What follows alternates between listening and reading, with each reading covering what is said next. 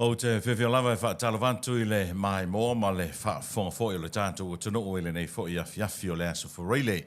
O le aso tolusu ma le tasi nei o le masina Iulai o le whaai unga fo i o le nei masina o le toe aso le so. Ia i sāwaringa ma le fōlaunga le tātou o tunu o. Pea na amata mai ai le amatanga o le nei masina leo tātou taunu mai ma tātou tūwai mai. I le whaai unga e pea na iai le so ma lo le whaatua toa i le tunu o. Ma lo le fōlau manuia, ma lo le soifua manuia. Ai au te whiawhia e whaatalo whantu ma ofolo whantu e le paia mawarunga o Samoa o mai moa ma whaafonga mai i le nei vaenga o le whiawhi. Whaatalo whantu i tupu mtamali o le atunu i tūna tō ma pono o Samoa i nuu mawhio anga te tasi.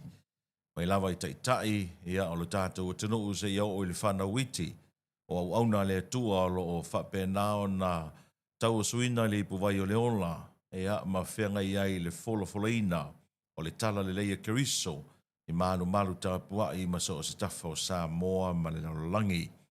Patalo foi mai maunga te tele se iau o i mongaiti tu e whao le tātou tunuu. Le loa loa ma le lava loa o Samoa se iau o lava i paanga le progalame o le Siapo Lautele. E le ngata i te tonu o le tātou tunuu i Samoa nei. Ai whapea foi Samoa lo whao fonga ma mai tafa e fia o le langi. Talofa lava. E le suafa manu ma lolo tātou ori whaolo Jesu Keriso. Ma lolo whalau manuia, ma lolo whaatotoa, ma lolo on sai. Ia, tātou tau whaivi ia le alofa ma le anga le leo le tua.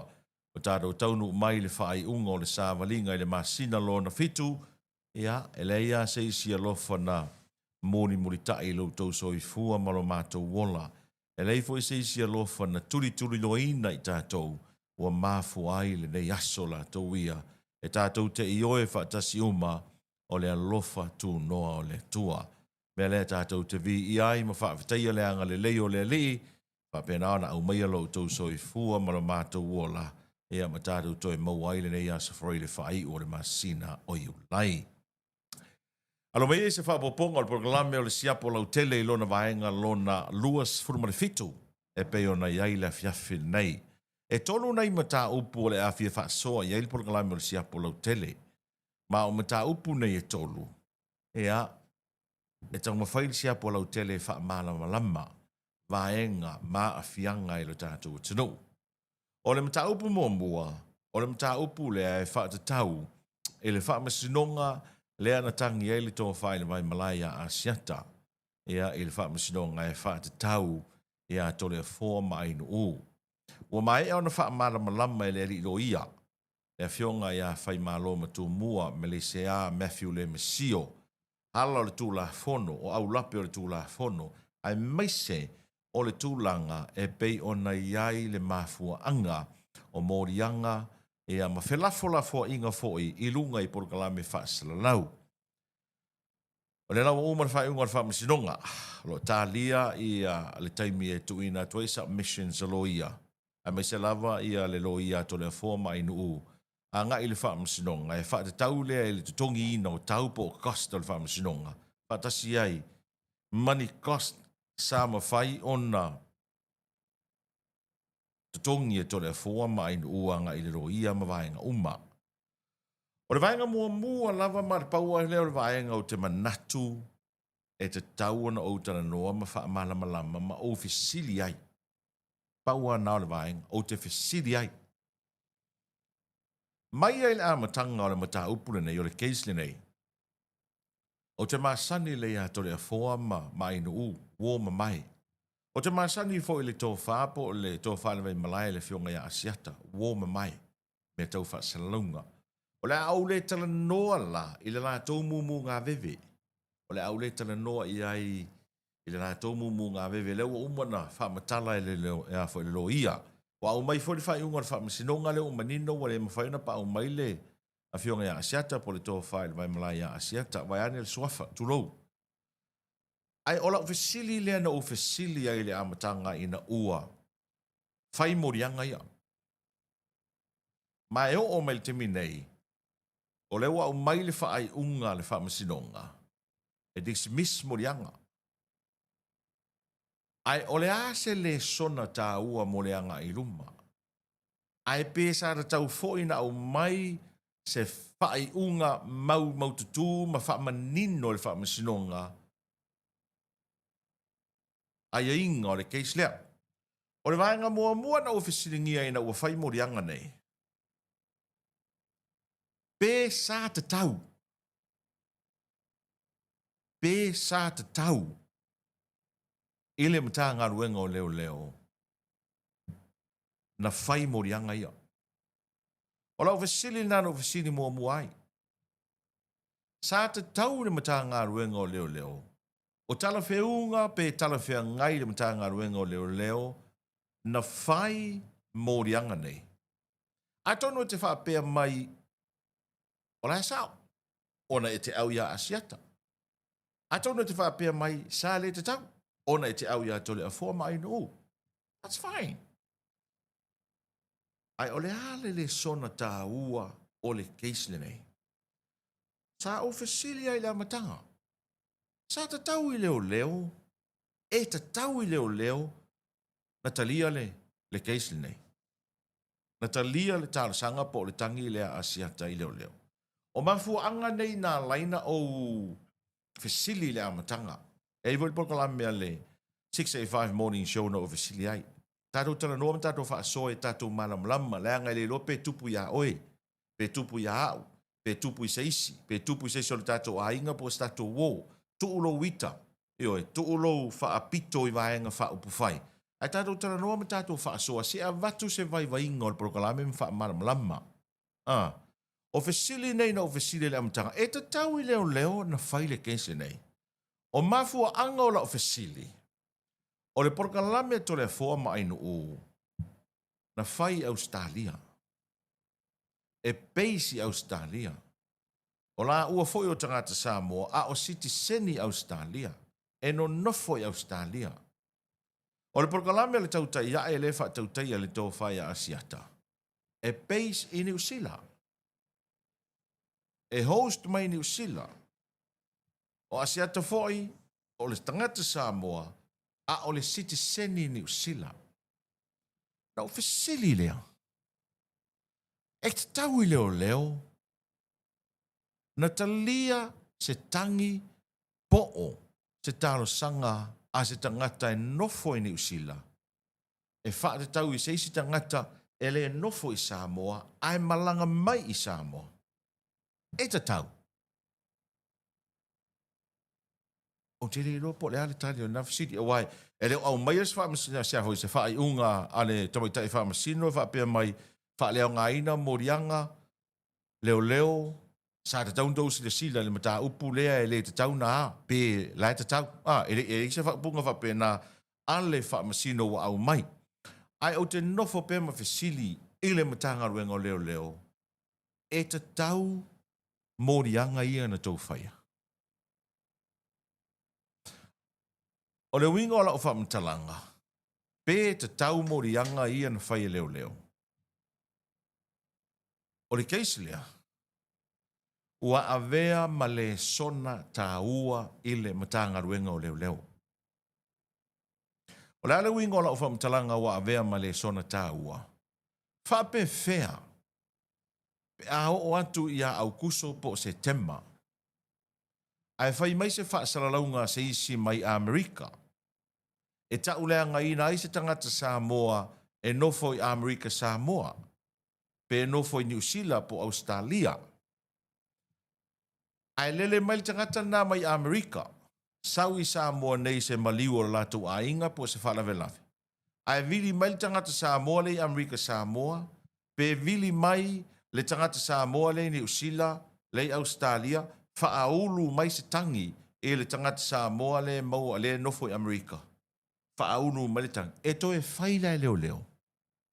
E to e whaila e leo ni morianga o se keisi whapena. Mafuanga tonu ana leo te visiri ai. O le mafuanga tonu ana leo te visiri ai. Ave ese ia i tu whaprokiki le te APP ma le fast. A o le mafuanga tonu ana leo te visiri ai. Leo au mai le whaiunga le whamasinonga o dismiss le keisi whaalea ngaina morianga. E to e whaila e leo se morianga o se tangata e le koa inga similar keisi wa penei. Le mea nā leina watu lau fesili le amatanga, i le matanga ruenga o leo. E ala ngā te tau na tau whaia le keisle nei. O le ala le mele tupu ai, alu taimi o leo. Alu taimi o whaamasino. Alu taimi o le whaamasinonga. Ai leise keisi.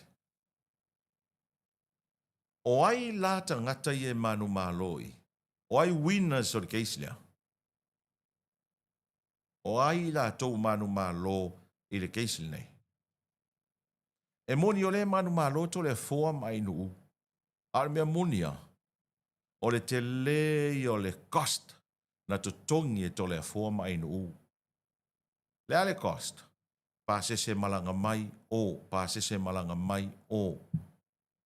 Le maua tupi o le la pisinis. Le mawhai ona whaatau nuu la por kalame.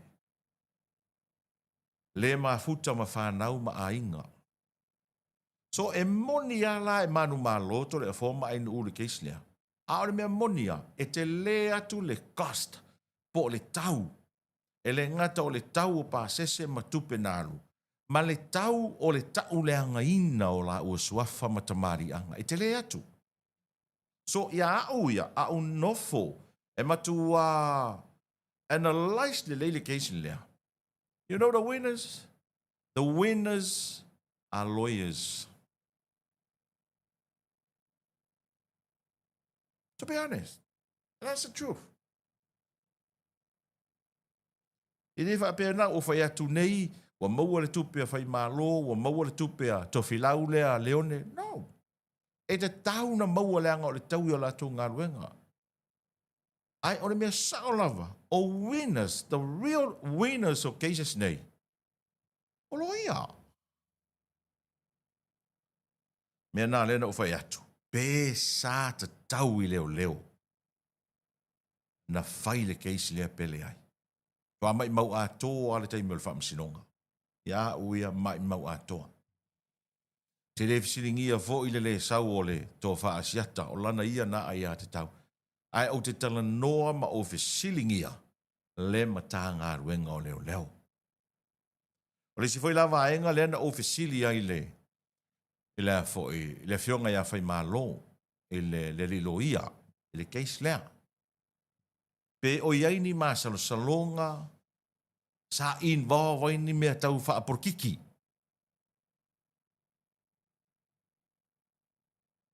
Pe sa iei se pressure o le tūlanga tau porkiki leo e whai el case lea. O mea umana tātou te whisiringi ai. Pe na iei se pressure mai o la au porkiki i leo e whai le case lea. O mea na leo mwhaintaria le te mene.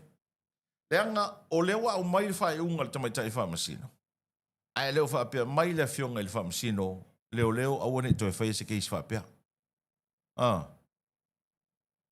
O vaenga na leo te manatu. E watu ai le whaasoa. So o le ala leisi mea leo le ala ai nei, to le a foa mai nuu. Whaape whea nei la pe a ngai to le a foa mai nuu, e whai lola se la civil claim. Sūrum tā ngā luenga o leo, i le tau lea ngaina o i la ua, o le cost, o tupe wale maua le pisinisi, mai sponsorship, o le taimi wale maua ma a inga ma whanau. 4 miliona o le a ngai ai, e sū, se whata inga le o vatu nei. So o ai la a whai nei la e luatu le sū pe tolu pe 4 miliona a sau manu malo whata inga. O ai e a moa le miliona lea. O ai e a moa le cost lea. E lea moa le matanga ruenga o leo. No way. O ai e a moa o tau au o le atunuu. O tau au o ta mama tina o le au fai fatoanga o le au fai pisinisi o tātou o le au tutongi la fonga. O tātou e a moa le case lea pe a whapea nei e fai se civil claim, ai sau e manu malo le 4 miliona. E lei ni tupe le malo. O tupe ale auto tongi la fonga. Onga i o mata upu nei. Peo no whai atu le amatanga. Pesa te tau I leo na fai le keis le nei. Pele ai. I lo la tali tonunga. A fai nei e fai a ina se keis fa pe nei ona o leo mauti noa e le lava mau. Ua le sau fo le mori mau. Te tau fo ilana sila sila na mata ngā ruenga. I leo na fai a le keis nei. E te tau sila sila i mata ngā ruenga.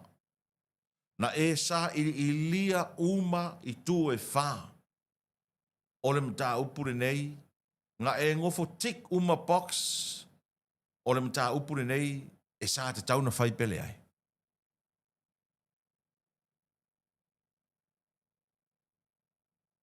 E reo se mta upuna na au mai o le wha masingonga, o na tātou ngu ai lea. Le ai. O le tau te talia nei, o le ale isi laa, le ale isi move, o le ale isi ngā yoinga, o le asavali eito le fua mai no u. E le tau ngō fie, le tau le ngaina, le taimi, ma tupe na whaalu. E tau na sila to toa I ai. Ia le mata ngā ruenga o leo. O aila seisi tangata a toi tū lai mai fo se mata upu whapene a Augusto, Septemba, Oktoba, Novemba, o le a le isi la o le a la i le mata ngā ruenga. Pa mata le fai le keisi lea. E fai ma le sona tā ua i le mata ngā ruenga. Awal mea moni lava. Ana whaapea nei e sao le talo sanga le talo sanga mailito wha asiata e whai mai ola na mōri mau I lunga o video technology. So mai le au soe. E tātou te wheo I solo I nei Samoa, tātou I Samoa. Aua mawhai e le tangata I oi Loma, po oi Iraq, po o whea se tangata Samoa I New Zealand, Australia, o na su mai tātou le no fo I nei. Wala e whai mai ola na mōri mau. Ai whaawetai le whai unga lea na au mai le tumaitai whaamasino le Italia le tāra sangre nā. So le la ua uma. So move on malawa le telo le atunu uma. E sia ua uma ngā keis, le ale isi keis le so ai, bla bla bla. But e elo tali tonunga. E le I uma ia tole a forma ai no. E le tau ngā mali. E le tau ngō fie. E le whai ngō fie. A whai nei la e whai se civil claim. E tālo whai o tātou tau au. Tālo whai o tātou la fonga o loa watu e tau whatu mātia e aile malo. Tau mua nai te mawhau roto I aima. Tua lalo fo I le atunu e pe ia whana o masani na o whai atu atonga fo I ti ngāta linga lo whai atu soo. E leo mea uma e te whaafonga ma e mata I ai e saa uma. O te talia fo I oe te alu e whaisau oe so e suenga ia ma e alu e sa ili ia le whaasoa Siapo Lautele. A whailawe te whaasoa e te ilouta tonunga e se, that's fine. O lou nā tali tonunga. O le vaengalo na lua, e maa lia le vaengalo na lua le tātou prokala me le fiafine nei. Ai, wa avea fo I le langa. Ma mea ua si le fia I le atunu. O le vaengalo na lua, o si itanga o tutongi o taxi ma pasi lau pasese. Le o talia nei le maloma approval kabinete le na fono le asurunun se me vai atunei. Si tia nei le tongi pasi lau pasese ma vo ima pasese o taxi. Ile tolus full pasene. Tolus full pasene. No winga ava pes full tala le toni le taxi e a fa tele tolus full pasene o le full tala na no winga ma waile o le tau sa o le tau fou le wai nei. O le ala o fa sila ma walo ia le si tanga fou. A o le mea malie ua whanau mai ai malesi mea matautia. E tō te sila fia mea matautia. E na ua au mai ele LTA ia I le so ia le lisi o pasese fou. So le. E makau kia. O e sila fia le mea makau kia. E au mai le lisi o pasese fou le ua si iti ai nei le tau o pasese. Wale vanga si e ave taxi. Kua ia pasi. Whatever nga si e ave taxi. Kau o lako pasese. Whatever. E rei whakua si ia ngei karunga vevesi. Whatever. Masaro nga si I mai saro por se furu kau sanga karuai. Whatever. Lea lau wa tuar wha te tainga. O le lisi o le tau o pasese fou. mai le LTA, e te maua umala vai lunga o le tūlau, a le LTA, Land Transport Authority. Ia, la tato wola, walawa le wafu I mulfanua. Ma le luatu nei le taulanga nga I le wafu I mulfanua. Ma le luatu nei le taulanga, a nga I le malaiva a lele whaleolo. Walawa tauna e lua, le la avatu nei whai mawhata I ta inga e le tato watunu. O le tau faule o sau nei, ina ua whao popo I le tolu se furu pasene, whai mai ia pia town area central o ngā tutonu. Lona winga a whapeo a pia o le town area, e o kai whalewhakari pasire kai Savalalo o le whiri marketi, o le RSA, o le marketi le I funga lei, o I le Bluebird, o le ANZ, o le McDonald's, Lupi Wha. So se vaenga lava o I nei le tarawhatai o pia, mai a pia town area. Mai I le pia town area, e aru watu o I le malaiva a lele, I whaleolo. So e atu le taulea. O le mga maka ukia, mai I a pia town area e aru watu I le malaiva a lele I whaleolo. O le tau faule wa iei nei, 5 se fulu valu tā la, valu se fulu sene. What? 5 se fulu valu tā la, valu se fulu sene. Ia le mele chatai oko eve teksi pe ako o mai mengi usila. Ai ape e arun malavalele. Ongo se fulu au. Fiku se fulu au. Waleva na ono se fulu le si teksi. Pe ana vai atu. Salo por se fulu tau sangatal. Waleva na 5 se fulu le si teksi. Waleva na ono se fulu leva na fitu 5 le si teksi. 5 se fulu valu tā la, valu se fulu sene. O le tau fauna. Mai le o ngā tutonu o pia, e alu watu le malaiva lele I whaleolo, e 5 se fulu valu tā la, valu se fulu sene. Mai ia pia, o ngā tutonu ia pia, e alu I le wafu e muri whanua. Ono se fulu 5 tā la, ono se fulu sene. Ono se fulu 5 tā la, ono se fulu sene, le tau fau. Ai fia le mele sa sa ioto. Fitu se fulu a.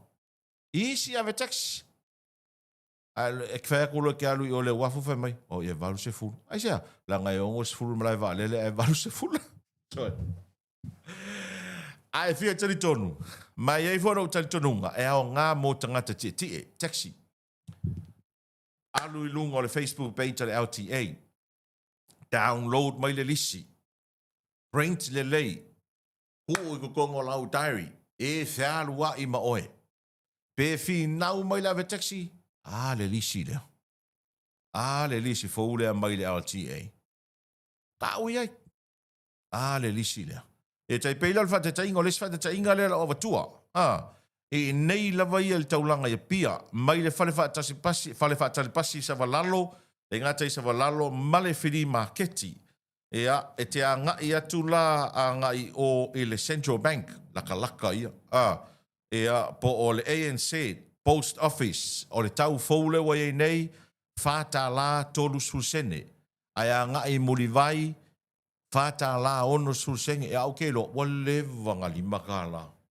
Lewa na 5 tā la te tongi. Ia ai a ngā, wau tā ua vaenga ia. E whesoa soat, e le ngata ilo tātou atunu I Samoa nei. Whapewha I o tō olo mai moa mai atunu ma mau. New Zealand, Australia, for Amerika Samoa, o whea lawa o whawholo e mai moa mai ai. E te maua le lisio pasese I lunga o le Facebook page, a le Land Transport Authority, le LTA, aluange I lunga, download, print le lei, me le kua I lau tiki e dole wa alele, tuu iai malau lisi, nga e sau le mo oi ngei Samoa. E oso le taxi malai wa alele, a laike mafia mai o lau lisi. E leila sa fi naunga male ave taxi, e whai le vaenga le na. Al mea ngai maari ai, kusa o lewa a mai ngai lisi fau al malo. Ia e saoa, wa levanga si e isi ave taxi. Ia le ko kongi o lako taxi lau pasis. Ia wao ngā fo ile, publish mai e le LTA o le a fo, o le lisi lea. Ia wa sila fia ai le tātou watunu. O le vaenga whai o le prokalame o le Siapo Lautele I le a fiafi nei e wha soa iai. Ea, o le mata upule nei ua pisa ile atunu uma ua alu le nalolangi atoa. Sau le Radio New Zealand International. Sau il TV9 Australia, TVNZ. Sau i news e o le BBC. E o i news atunu te tele le nalolangi. Ua sau le news nei e wha te tau le manu Samoa. Alona lumana i po o fea a whai iai. Te lei o teimi o te tala noa i le mata upule, ma o te le fefe o te tala noa i le mata upule, ai sea, e anga o te malama lama le lei ai. Mai lo whato a hofi mai mea nei o whaasara launga. Na mua, o le fion mua le na o waluai, o mea tau ta'alonga. Ke le fo i o le polo kiki o le lakapi na wai teimi, sa o li potia. Le lava e wha wau mai le teimi le nei. E tū langa le wai ai nei le polo kiki. O le porokiki nā le wai le temi nei, it's really bad. O le mea tonu a le tau o le porokiki parapala. Le wa fia i manu Samoa. O mana o ave ese tasi alo ma fau. Ave ese tasi alo ma fau o oe te langolangoa le HRPP. O oe te langolangoa le fast. Fa pe fea le lakapia Samoa. Fa pe fea alo ma whanau le atunu. Fa pe fea. O le ale mea silia te oe. O lau vaenga wha upu whai po o le lakapi e Samoa. Le ale mea silia te oe. O te whape atu, sila fia umalawa le atunu, tele prokalame le HRPP o te whaia. O te whili lo i le lakapi, ma le HRPP, o te whili le lakapi. Aisea, hanga o le luma na i manuia o Samoa. Le winga o la whamtalanga, o le political party, HRPP fast. E leo tangata uma e langolangoina le fast. E leo tangata uma fo i e langolangoina le HRPP. E leo tangata uma fo i e langolangoina le SAP. A e ala lakapi, a tonu a sina ta mai pasene lava o tangata e le fia le lakapi. Ai a tau lo le lakapi ma le manu Samoa, e o mai ma tangata. E le koe kea i vaenga wha upu whai. Le anga fo i o le au le manu Samoa, e leo se au se HRPP, e leo se au se fast. O le au ale atunu. Se o fai taua le pepo a whamatalanga le malo le na umai. Si le fia i le atunu u le whai unga le malo na umai. Mana tuana loma taluai nei le, po le lua ewa yasu taluai, po le vasu taluai na loma i le launching o le uni lakapi fōlea. Ai teito e a maua le whamatalanga ua tolo. Tolo lava le launching a le uni lakapi fōlea. Ai tolo tonu lava i le taimi e sau o i le malanga a le World Rugby Samoa. Whaatali fo i le whai unga le malo, se i o mai le World Rugby Samoa, ona whato a whaile le lato whai unga. E te lola o whaamatalanga o le whai unga le malo. Insult. Tulo, makua i insult lava o le whai unga le malo i le World Rugby. Lo una interpretation malau whaale liwina. O le pepa whamatalanga le malo whai mai, ave ese le lango male alo ia e le malo le lakapi Samoa. Ua tuina mai le whaiunga alo ia le malo wa ave ese eila na lango i le lakapi Samoa, ma ua le toe alo ia ai e le malo le lakapi Samoa na te whaatau teia le taalonga le lakapi te tonu Samoa ma le wā i fafo. O le nei whaiunga e afua mai le finangalo le malo ia fesoa soani i le toe la langa ina o le taalonga o le lakapi e pele i tangata Samoa. I le toa nai o se taimi umi o whinonga ma fe ese inga i te tonu o le iuni, ai mai se o le tūlanga ma ua lalo ua pa ua tua i le tūlanga o le lakapi a Samoa i le lalolangi, o na o le whaafoina o le lakapi ua tele tausanga o a awhiai. Ua umi se taimi o whaatali ina ia fofo ala mea whaafita uli o lo tūlai mai, mana tau mawhai fo i le malo e au mai whaatasi tū o lo fe ese ai i se no foanga na tau sa ili ai se fofo. Peitai, o silinga tali i seu, Ma ua le ai lava se tasi. Whaalia le fionga le pāre mea, sunga la aulia le mali toa, le ua tea polo tai vau fosi Schmidt. O le nei whaai unga le malo, ua ave ese ai le toi alo ia le malo, o le laka pi Samoa. Ma ua tau fia i fo i ona toi tu inatu se fesosoani ma sani tau tupe le malo, ma isi uma fesosoani i le laka pi Samoa. Whaalia le pāre mea, o lo mata i tua le malo, se iuni, laka pi, e ono ave i eile lango le malo i le luma nai ina ia au sia wha nau ta inga o le atunuu ma ta ngata Samoa mai lango i le lakapia Samoa i le lalolangi i fafo. Ina ia toi wha fo i le tūlanga mauarunga o le lakapia Samoa i le tūlanga e te tau o na iai. O lo tū mau pēa le nau o le malo i ati nae le leile lakapi a Samoa le luma nai. Ma o lo ua avela na lango i niso por kalame te tele, ua whaata oto mai nei mo le ati na e ta'alonga i te tonu o Samoa i le lumanai. Pepo whaamatalanga ne al malo sa tu ina mai. E te loa le whaupunga pu o te whaupua aile, le pepo whaamatalanga ne al malo. Abuse of power. This is abuse of power. Sa le te tau le malo na a apa i le lakapi. O le fesili, o le ale fi ese a inga. E le se fe ese a inga. Le ale fe ese a inga. Pau ane mea le whai mai ai, le malo, ma le uni lakapi fau, whai mai ua wha le tonu result.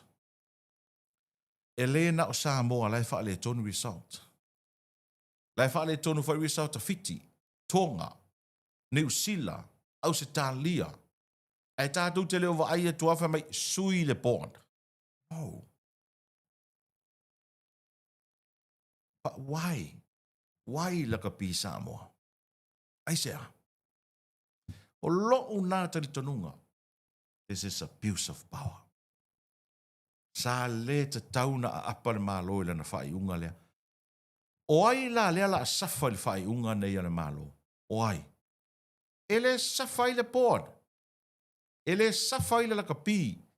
E safa ia o tau whanau. E safa ia o tau walo ma whanau. Lea lakapi i Samoa nei. Mātunu ma mau. Ele to yese no manai pe a o nei. Ina fa sanga mai lo ma le World Rugby ban lo ma Samoa. Ele ai se tato au ri po le langi tau sanga fo. Ele to yese tato au lakapia. Ele safai na mula ulu matiti mai ta fua mai la to tono le po. No. E safa alo ma fanau lakapia Samoa ile fai unga le malo le o fai. O te ofo. O te ofo i se whaai unga whapenei. O te ofo. O le laka pi e wha me melo o mai ai le atunu. Mara mea moni lava. To a tele whanau laka pi e Samoa nei ma atunu mamau. O lātou a inga e langolango ina le fast leo tūlai mai nei. Leal mea leo tūlai mai le whaai unga le malo e safa o mai ma whanau nei. Sa te tauna toe tuu le loto le utanga ma le tō wha le malo le whai unga le nei. E whiu le malo, ma le tai le malo le whiunga le ripare mea, e tau teu ma whale mai ma tau si pela mai, se isi alo whanga i le mea lea, e tasi lava le tātou mai tau o le porkiki. O le porkiki. O a porkiki a inga. Ua polo kiki e ka le sia, lotu. Ua polo kiki whare whainga ruenga. Ua polo kiki nuu mawhioanga. Ua alu i tū malo. Whea leo whao whio whia tu ele sā leo le polo kiki ele lea lea. A leo ua alu i tono lakapi. O le taalonga e wha me melo o mai eile atunu. O le taalonga a taulo le manu Samoa e pele i tangata Samoa. Tālo whae i alo ma whanau Samoa. Tālo whae. A whai ai le liu mai le World Rugby ma ban Samoa. A o iai se ma fau o se lakapi fo e o mai lātou ina i aloa ia le World Rugby. Will never happen. E le wā lea le World Rugby. E le tupu le nā mea. A o le mea pito sili na o wofo ai. O le mea pito sili na o wofo ai sa moa ia tātou malama mai. O ta ngata nei e tutu mai le uniforme nei. Sai to tonu o le lakapi sa moa. Sai to tonu o le komiti whaafoe. O nisi na whaia ongai au lakapi whaavao malo le tunu. Na wha le tonu ai resort o au whaavao malo le tunu. Ale o mai o e whaula lakapi fo. Talo whai. What a shame. What a shame. Talo whai. Aua leo lau concern. Kere popole se yungi fou, kere popole ya ngamula ulu malako mik whaafoe. My only concern, pole concern, ale Siapo Lautele, o whanau ale atunu. Po ai e lango i tamiti nei o latou mātua maainga, ele kea ele Siapo Lautele. O manui o whanau nei. Whea la le mea le la o i ei tamiti lakapi. A whai nei e o le a apa mai o le World Rugby ban mo le whātau sanga. Ma i mau a toa le lakapi, le sta mai titi le la iei nei, luas futau sanga, luas futau sanga. O le ana mea e ona tū lai mai whanau nei. E wawa ai atu loa, wale eise lumana i manuia, wale eise mea e sulu iei le manu Samoa, e ofi iei le ofo le manu Samoa. O le ana mea ona turn ei tamiti nei. Pai mai loa, kako koe fo i e whaida isa. Kako koe fo i e whaida fuala au whaasaina. Ma tele isi le sila le maa lo le whae unga nei. Let me tell you this. Taimi o pāne mia tu le epa, tulo. Upu nei nala lafo el to tele. Pule pule tutu. Pule pule tutu. Le al mea leo tupu nei le whainga maa lo le te mil nei. A whai leo a apar maa lo ile lakapi Samoa. What is next? La leisi wha la po butonga leo le a apa iai. Mata leo le abuse of power. Mata leo le pule pule tutu le mea lea. O le malo a ia e wha malu malu. Ma o le malo Samoa e leo se malo se vaenga wha upu whai. O le malo e sulu iei tangata o le atunu. E sulu iei wha nau o Samoa. E ale mele o tupu nei. Talo whai alo ma wha nau o le atunu. Talo whai na iau tau alo ma tātou wha nau. Te ofo fo i tangata nei e whausia le uniforme nei. Te ofo le mama. Sai ai te tonu i o. E o teo mai to e whau atu le mea e whaasanga tau atu. Te ofo le mama. Tārau tālo sia le wha moe moe. O le lakapia le atunu. O i leo o mawailu mana i manuia o whanau o Samoa. David Lemmy, Officer Toranas, Tuilangi Brothers, ala 40 Fausi Liva, Mori Fatsavalu, Fea na ui e tuaita maiti nei. Na ui atu le lakapi Samoa. Na ui atu i local clubs. Le almela o iei nei. Whaitai to olua ma whanau i Britania, Europa. Whai ala tau whale, wa own house, City Seni tamaiti, wa manuia, mai fea le fatu lea, le fatu na tuto atu le lakapi Samoa. Fatu le na, sa te tauna sila iei le malo. Talo whai. E leo se aua se HRPP. E leo se aua se fast. E leo se au lakapi a se sap. E leo se au e pulea se political party. O le au e pule ai tangata Samoa. And I hope malama le tātou atunu u le mea lea. Ono se fulu maunu tupu tangata whai ngā ruenga i le lakapi a Samoa.